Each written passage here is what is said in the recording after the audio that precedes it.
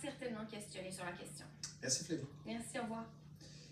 Desjardins est en voie d'abolir une centaine de postes au courant de l'année 2025. L'annonce, nous dit-on, a été faite la semaine dernière au personnel. Et Louis-Philippe, ces abolitions toucheraient des employés ici dans la région.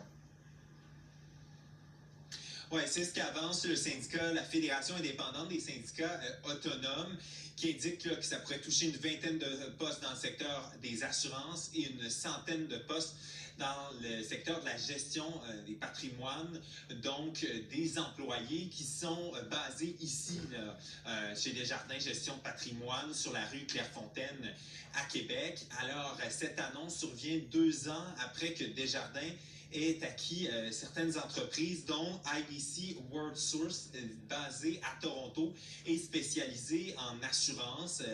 Cet achat fait en sorte qu'il y a dédoublement dans certains postes, certains cadres de travail. On peut écouter la FISA qui déplore le manque de transparence de l'employeur. On favorise des employés, là, des emplois à l'extérieur de la province, donc des employés de la compagnie IDC World Source au détriment des employés présentement à l'emploi de Desjardins.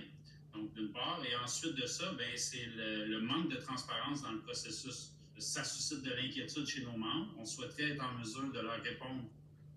Donc, c'est pas encore clair tout ça, mais Desjardins nous dit que le portrait de la situation pourrait évoluer.